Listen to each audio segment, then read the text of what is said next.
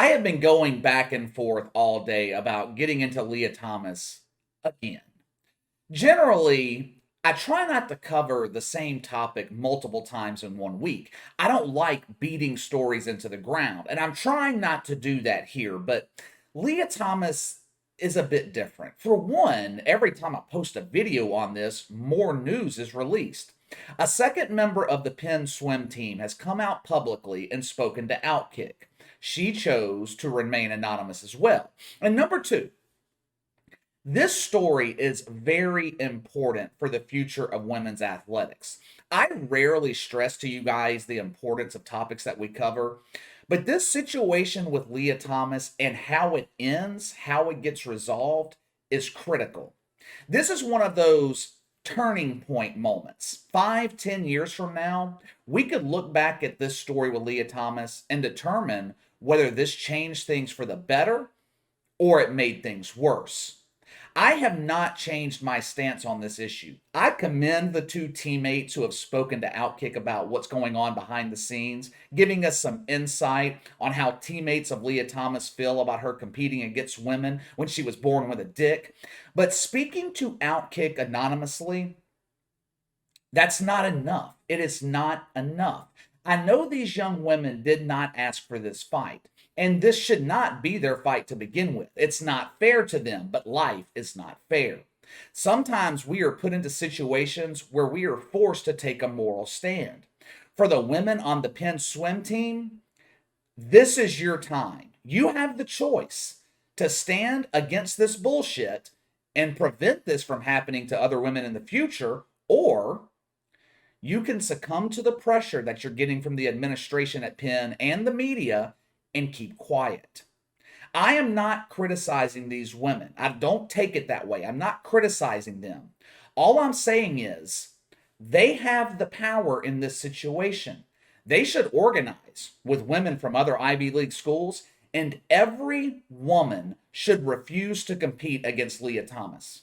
That is the only way this is going to have a happy ending. In my previous videos, I believe we've covered this topic 3 times in the last 7 to 10 days. But in my previous videos, I have been kind to Leah Thomas. I haven't attacked her. I've kept it polite. But today, the gloves are coming off. And the reason the gloves are coming off is due to an interview Leah Thomas did this week.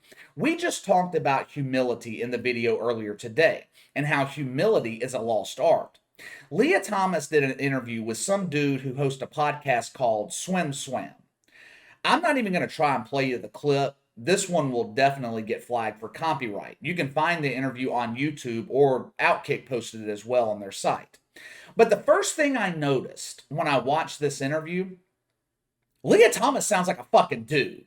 This woman has a deeper voice than I do. Not only does Leah Thomas look like a damn man, she sounds like one too.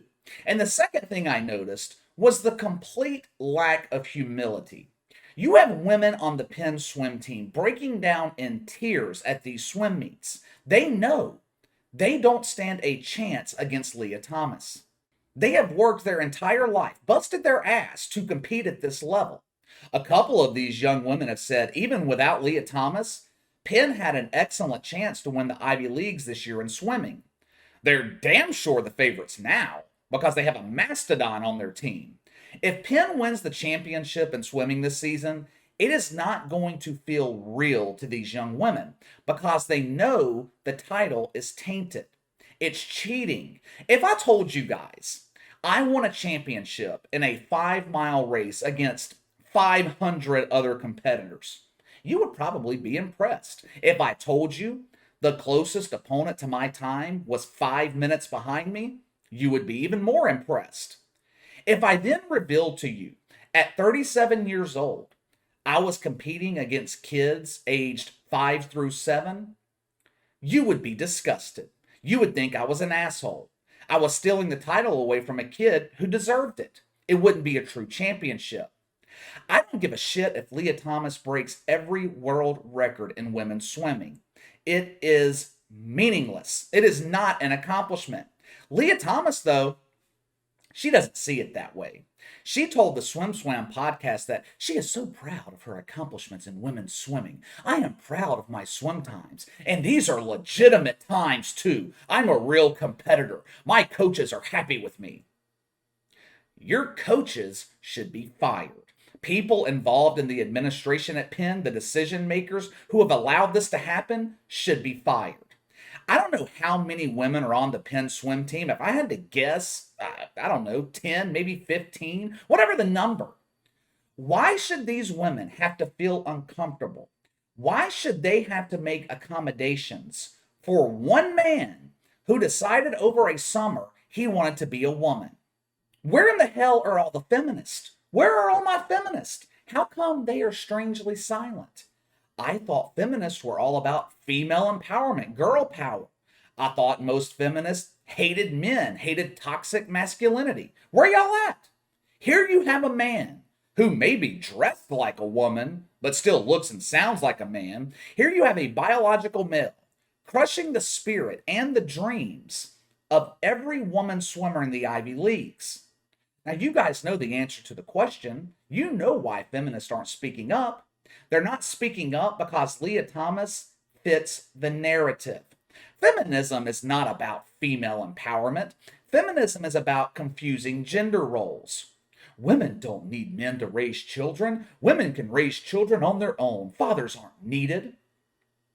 That's bullshit. Fathers are needed. Walk into a therapist office. If I had to guess, 70, maybe 80% of their patients are people raised without a father. Men are supposed to lead. Women are supposed to follow their lead. It's called nature. Follow the science, as the woke like to say. But they don't follow the science when it comes to gender roles because it doesn't fit the narrative. The science doesn't fit their agenda. This second teammate that spoke to Outkick, she said when Leah Thomas broke records last weekend in Akron, Ohio, that she was bragging about it. That was so easy. I was cruising along. Of course it was easy. You're swimming with a gas-powered motor, while these women are swimming with arms and legs. She said Leah Thomas wasn't pleased with her time in the 500 freestyle. Standing in front of her teammates, the real women on the team, Leah Thomas said, "At least I'm still the number one swimmer in the country." Oh, really? Number one in what? You're the number one transgender swimmer in the country? Because you're the only transgender swimmer in the country. So congratulations, you're one of one. You know what? I could be a champion swimmer too. If you put me in a swim meet against opponents with no arms and no legs, I would beat the shit out of all of them. Does that make me a champion? No, it makes me an asshole. If someone lost an eye, they're left with just one working eye, you put them in a room full of blind people, the one-eyed man has a clear advantage. In the land of the blind, the man with one eye is king. That's how it is with Leah Thomas. She is a man amongst women, so of course she is dominating. This second teammate described to Outkick the crowd response to Leah Thomas over the weekend in Akron. When Leah Thomas was breaking all these records, the crowd, dead silent. No applause, no cheers. People would not even acknowledge Leah Thomas. When Penn swimmer Anna Kalandadze finished second place, the crowd blew the roof off the building. They were sending a message to Leah Thomas. We do not respect what you are doing. I know these young women at Penn want to remain anonymous. I understand they are worried about their future. They're worried if they speak out, it will affect them when they're trying to get a job in the future. They're worried about the media backlash. One of these women said when she has kids one day, she hopes she only has boys. She doesn't want daughters because she's worried her daughter will have to compete against biological men in sports. All of these are understandable concerns, and I hate they're in this position. But you are the only ones that have the power to make sure this never happens again. You have the power to make sure this doesn't happen to your future daughter. All it takes for evil to succeed is for good men, or in this case, good women, to do nothing. Anonymously speaking to Outkick is not enough. I'm sure some of the parents want to speak out against Leah Thomas. Parents always want to protect their children. But if I had to guess, parents aren't speaking out because they don't want the administration at Penn and the media attacking their kids. This second teammate that came forward, she said administrators at Penn are pressuring them to keep quiet. They've explicitly told them, do not talk to the media. They are silencing these women. At this point, there is only one way to stop Leah Thomas. You're not stopping her in the damn pool. There's only one way to do it. These other women need to band together and ice her out of the sport. Give the coach, give the school, give the Ivy League an ultimatum. You have two choices. You can have a swim season with real women competing against real women, or you can have the Leah Thomas show. Leah Thomas in a pool all by herself. You won't have to worry about a Covey super spreader event because no one would come watch that shit.